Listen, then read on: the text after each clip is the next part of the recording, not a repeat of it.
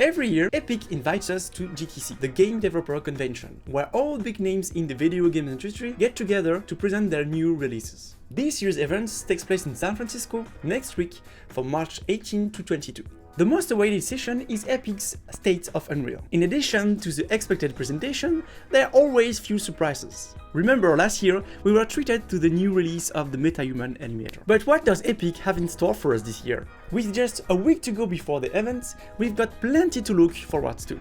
One of the most important and awaited announcements is the Avalanche project.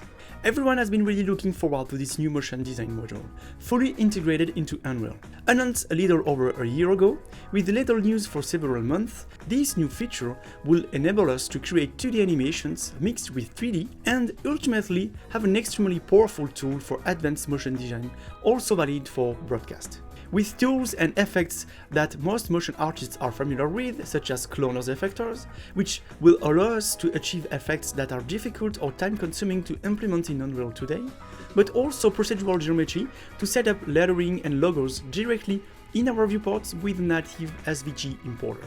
I'm sure you're all waiting with great excitement for this. And if you use Cinema 4D, Maya, After Effects, always wanted to try your hand at Unreal, now is the perfect time to get started. See you next week after the Unreal State for more details on this one.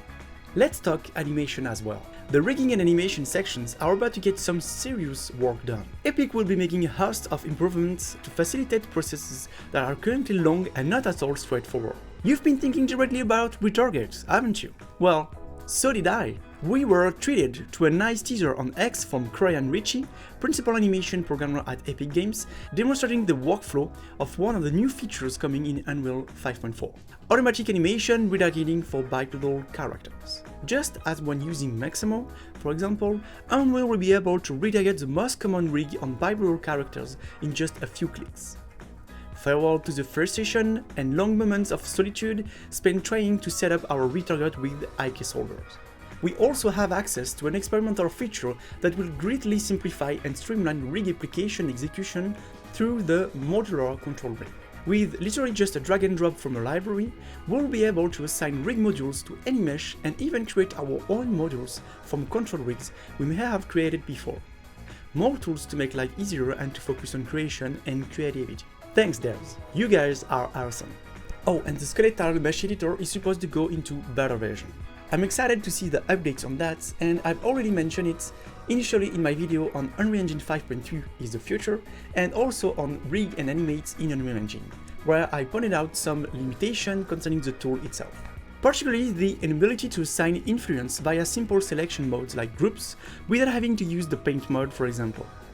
I don't know if you can imagine the full potential to come and the ability to perform all these different production steps in a single engine. If I had been able to start my 3D learning journey with this kind of creativity tool, it would have been so great. I actually have some exciting news that I can't reveal yet, which is related to training and getting started in Unreal Engine. But note that you can already find our Unreal Engine courses on our website. Whether it's an introduction to Unreal Engine, a solid learning of MetaHuman workflows, learning Unreal Engine focused on linear content, or personalized and advanced training, you have plenty of choices.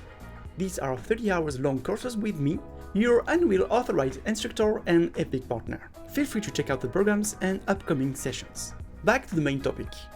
Indeed, in addition to these two big expectations, there will be plenty of new features and updates to existing features. Nanite is at the top of the list. After its introduction at the launch of Unreal 5, this algorithm allowing millions of polygons to be sent to our scene, and not just that, is expecting to undergo improvements and evolutions at this convention. The most anticipated upgrades will be the integration of displacement, or more precisely Nanite tessellation, directly via Material Graph. Already available in experimental mode since version 5.3, we are waiting for the improvements and formalization of all of this, although with the implementation of Nanite tessellation on landscapes. After my last video on this topic, many of you pointed out that it simply wasn't ready yet. Let's hope for an announcement and official implementation of this whole system. We could also talk about the two big features announced during the release of the version 5.2, namely PCG and Substrate. We should expect the officialization of the beta version of Substrate, the new real-time material nodal system on Unreal with many small improvements, especially in terms of user experience. An integration with Modular X is also on the table to facilitate the pipeline for shaders in general. With PCG, we should expect improvements in performance, management of the numerous generated data, appreciable non-destructive additional tools like manual editing to precisely target and arrange certain elements, and also the integration of this entire tool on UEFN. Speaking of the latter, we'll have the reveal of the new roadmap as well as certainly new features. Several live sessions and demos will be presented at this GDC. We shouldn't be disappointed. I'm looking forward to seeing this integration of less Fortnite elements and more realistic ones. For example, to start creating experiences that deviate from this artistic direction to take advantage of many different types of experiences from the entire UEFN ecosystem and its power, ranging from creation to publication. If you followed last year's State of Unreal, and if you're also on X, you must have seen news about Unreal becoming paid. And yes guys, I think it's going to be happening. Indeed, Tim Sweeney had unofficially announced that essentially the linear content and virtual projection parts were making a lot of money and completely for free. Unlike game development, where you pay royalties from $1 million in revenue, the cinema part was getting away without owing anything to Epic. And logically, that can continue forever, as you can imagine. So we should expect the official announcement of a paid plan or subscription system for all non-game usage of Unreal. Let's hope it's well done and doesn't penalize independent creators and small studios. Anyway, I believe we won't be disappointed and we'll still have stars in our eyes. What about you? What are your expectations? What do you think Epic has in store for us? Are there any new features you are looking forward to more than others? So share your thoughts in the comments with us. We'll meet again next week after all the announcements from Epic at the GTC. We'll make kind of a little debrief together. Thanks for your support, don't hesitate to like and subscribe, and see you very soon. Bye!